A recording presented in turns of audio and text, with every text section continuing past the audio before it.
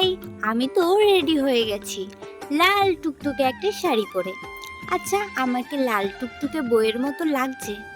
জানি তো লাগছে, কিন্তু তোমরা তো বলবা না, তোমরা তো হিংসা করো। তোমাদের মনে তো হিংসাই ভরা, এই জন্য তো আমাকে ভালো লাগলেও তোমরা কখনো বলবা না হিয়া তোমাকে ভালো লাগছে, সুন্দর লাগছে। থাক, তোমাদের বলতেও হবে না, আমি জানি আমাকে ভালো লাগছে দেখতে। বাবা, নজর না লেগে যায় কারো। যাই হোক, এই সমস্ত কথা বাদ দিই, মেন টপিকে আসি। আমরা তো দিনের ভিউটা নিতে নিতে চলে যাচ্ছি মায়াপুরে। আমাদের হঠাৎই প্ল্যান হলো আমরা মায়াপুরে যাব। আর দেরি না করে মায়াপুরের উদ্দেশ্যে কিন্তু বেরিয়েও পড়েছি। আর আমরা যাচ্ছি 5 জন।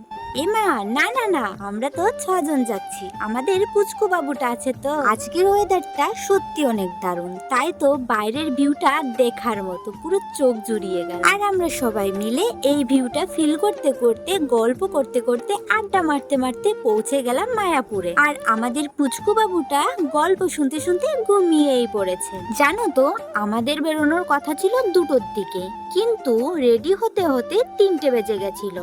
আর আমরা গল্প করতে করতে মায়াপুরে কিন্তু চলে এসেছি।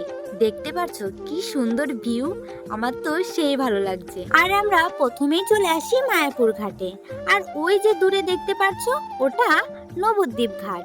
ঘাটে আসার একটাই কারণ, বাড়ি থেকে যখন বের হয় মা বলছিল মায়াপুর যেহেতু যাচ্ছ তাহলে গঙ্গা জল নিয়ে এসো। একটু ঘোরাও হয়ে গেল, আর ভিউটাও নেওয়া হয়ে গেল, আর গঙ্গা জলও নেওয়া হয়ে গেল। যে ভিডিওটা দেখতে পাচ্ছ, এটা আমি স্লো মোশন করে ইনস্টাগ্রামে ছাড়ার জন্য ভিডিওটা বানিয়েছিলাম। ঘাট থেকে উঠে দেখি এই লোকটা পেয়ারা মাখা, আমড়া মাখা বিক্রি করছে। আর আমাদেরও খেতে ইচ্ছে করছিল, কারণ প্রচুর গরম পড়ছিল। আর গরমের মধ্যে এগুলো খেতে কিন্তু সেই টেস্ট লাগে। পেয়ারা মাখাটা নিইনি, আমড়া মাখাটা নিয়েছি। আর এটাই প্রচুর পরিমাণে ঝাল হয়েছিল, সবার তো চোখ মুখ একদম টলমল টলমল করছিল ঝাল খেয়ে। কি জানো তো, আমি আবার মিষ্টি জিনিস একদমই পছন্দ করি না। আমাকে ঝাল দেবে, আমি শুষিয়ে শুষিয়ে ঠিক খেয়ে নিতে পারবো, কিন্তু মিষ্টি আমি তো খেতেই পারবো না। একবার যদি মনে হয় যে খাবো না, তো আমি সেটা খেতেই পারি না। দেন খাওয়া শেষ করে আমরা ওখান থেকে চলে আসি। তারপর একটা দোকানে ঢুকি, আর সেই দোকান থেকে আমরা কিছু কেনাকাটা করি। এই দোকান থেকে আমি আর দিদি ভাই দুজন 2টো গোপী ড্রেস কিনি। আর চোখের পলকে আমাদের টাকাগুলো ওনাদের হয়ে গেল। আমাদের ইচ্ছা ছিল গোপী ড্রেস পরার, তাই তো গোপী ড্রেস 2টো নিলাম আর টাকাগুলো দিয়ে দিলাম। জানো তো, টাকাগুলো দিতেই ইচ্ছা করছিল না, কিন্তু কিছু তো আর করার নেই, আমাদের তো আর এমনি এমনি দেবে না। তারপর আমরা 3 জন চলে গেলাম একটু ফুচকা খেতে। মনের আনন্দে ফুচকা খেতে এসেছি, কিন্তু ফুচকাটা একদমই ভালো ছিল না, আমাদের একদমই ভালো লাগে। আর তোমরা যদি কেউ ফুচকার বিজনেস করতে চাও তাহলে অবশ্যই মায়াপুরে চলে আসো। এদিকে দাদা ভাই খুবই লজ্জা পাচ্ছিল ফুচকাটা খেতে, কারণ ফুচকা খাবে আর আমি ক্যামেরা যদি সামনের উপর ধরে রাখি তাহলে দাদা ভাই কি করে খাবে। দাদা ভাই 5-6টা ফুচকা খেয়ে আর খেলো না, তাই দাদা ভাইকে দিয়ে ভিডিওটা করে নিলাম। আমরা দুজা তো গোপী ড্রেস নিয়ে নিয়েছি, এখন 2 ভাই কি নেবে সেটাই দেখা হচ্ছে। দাদা ভাইয়ের কিছুই পছন্দ হয়নি, কিন্তু আমার বর এটা নিয়ে নিয়েছে, আর আমাদের পুচকু বাবুর জন্য একটা ড্রেস নেওয়া হয়েছে। দেন আমরা ওখান থেকে চলে আসি, আর সবাই বলছিল চলো কিছু একটা খেয়ে নেওয়া যাক। তারপর সবাই বলল ঠিক আছে, আমরা এখান থেকে লাল দই খাবো। তো সবাই দই খাচ্ছিল, আর আমি দই একদমই পছন্দ করি না, আমি দই তো খাই না। এই কারণে আমি একটা আইসক্রিম নিয়ে নিয়েছি। আইসক্রিমটা নেওয়ার পর আমার ওই দেওরটা বলছিল দাও বৌদি তোমার ভিডিও করে দিই। আর আমি তো শুনে খুশি হয়ে গেলাম, আমি বললাম ঠিক আছে ঠিক আছে, এই নাও ফোন, এবার ভিডিও করো।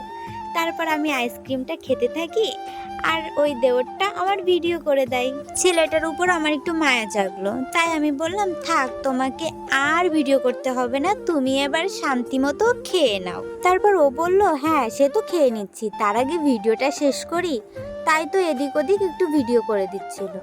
দেন আমার বর বলছিল আইসক্রিমটা কেমন টেস্ট একটু দেখি, তাই আমি একটু খাইয়েই দিলাম। আমার খাওয়া শেষই হয়নি, এদিকে সবার খাওয়া শেষ হয়ে গেছে, তাই তো আমাকে বললো তুমি গাড়ির মধ্যে বসেই খাও, যাও গাড়িতে ওঠো।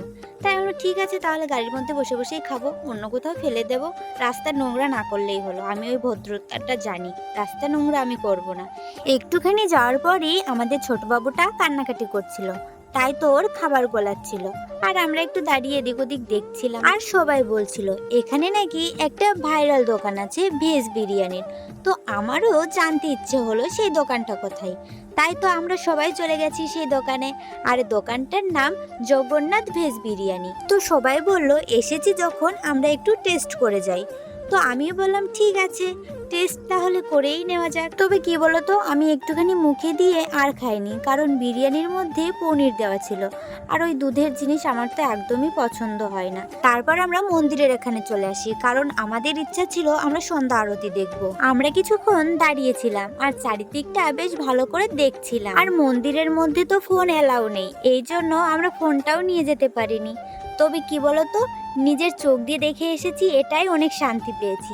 এত সুন্দর লাগছিল, পুরো মনটা আমার হালকা হয়ে গেছিল। আর মন্দিরের ভেতরে গিয়ে আমরা নরসিংহ দেবতার সন্ধ্যা আরতিটা দেখেছি। আর রাধাকৃষ্ণ সন্ধ্যা আরতিটা আমরা বেশি দেখতে পারিনি, তবে যতটুকু দেখেছি এটাই অনেক। যাই হোক, বিয়ের পর মায়াপুর গিয়ে ভগবানের দর্শন নিতে পেরেছি, এর থেকে বড় ব্যাপার আর কি হতে পারে। দেন আমরা রাতের ভিউ নিতে নিতে বাড়ি চলে আসলাম। তো ভিডিওটা এই পর্যন্তই, নেক্সট ভিডিও আসছে, বাই।